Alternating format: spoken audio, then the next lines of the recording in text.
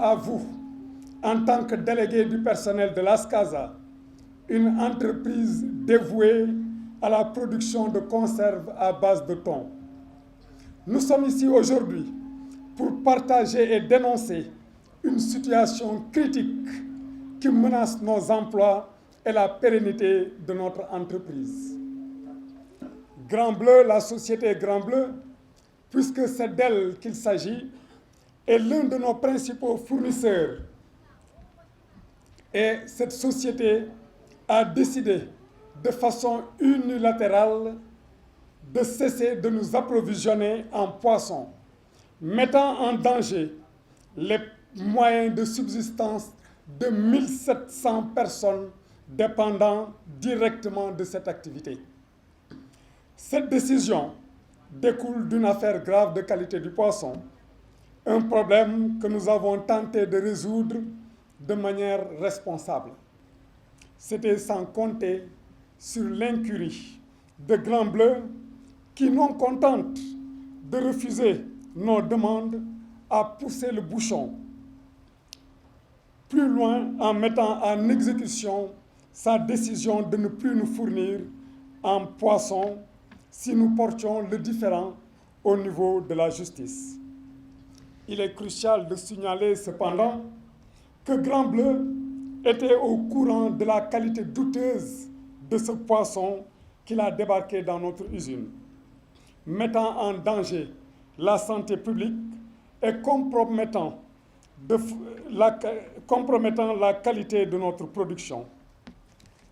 Cette situation de refus d'approvisionnement persiste depuis maintenant 7 semaines, période durant laquelle Grand Bleu a débarqué plus de 3000 tonnes de poissons qu'il a exportés. Une quantité qui aurait pu nous assurer notre production pour au moins 1 mois. Les licences de pêche de Grand Bleu sont liées à l'approvisionnement de l'industrie locale en priorité, ce qui signifie que tant que la SCASA a besoin de poissons, Grand Bleu doit approvisionner, doit fournir SCASA avant des industries étrangères ou avant le transbordement.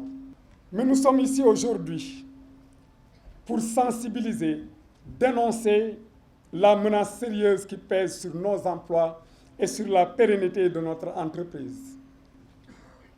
Cette alerte n'est en fait que la première étape d'un plan d'action bien défini. Nous sommes déterminés à faire de cette crise et à protéger nos emplois, notre communauté et la réputation de notre entreprise. Nous lançons un appel, un vibrant appel même, à la responsabilité et à la solidarité. Nous demandons à Grand Bleu de respecter ses engagements et de respecter les lois et règlements de notre pays.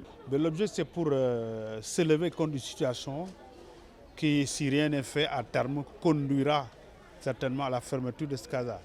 Je suis là entouré des responsables et délégués du personnel de SCASA, qui n'ont plus de thon dans le port, au Môle 10, qui donc est aujourd'hui au Sénégal, d'ailleurs, la seule entreprise de thon.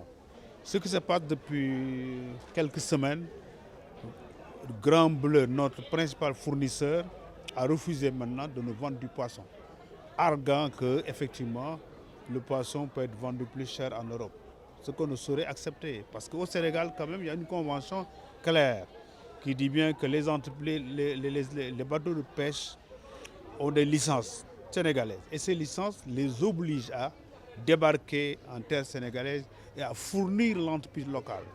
Une fois maintenant la fourniture épuisée, ils peuvent vendre à l'extérieur.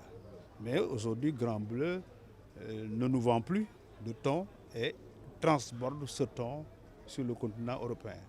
Voilà le problème. Et si rien n'est fait, je vous l'ai dit tout à l'heure, certainement on aura, d'ailleurs l'entreprise est à l'arrêt, parce qu'il n'y a plus de matière première. Ce qui est grave, c'est que les gens vont arrêter de travailler. Ils retournent au chômage. C'est ça la difficulté.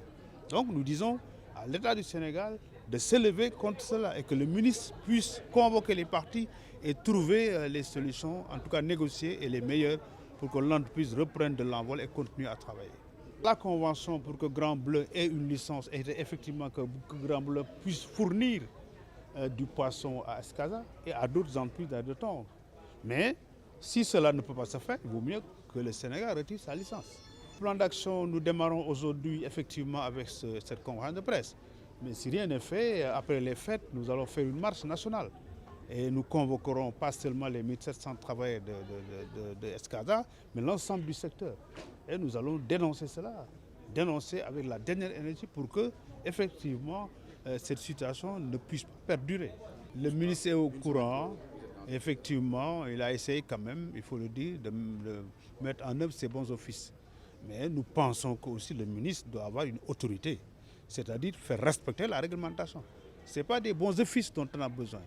On a besoin de respecter une réglementation. Et ça, c'est le ministre qui doit le faire. Voilà.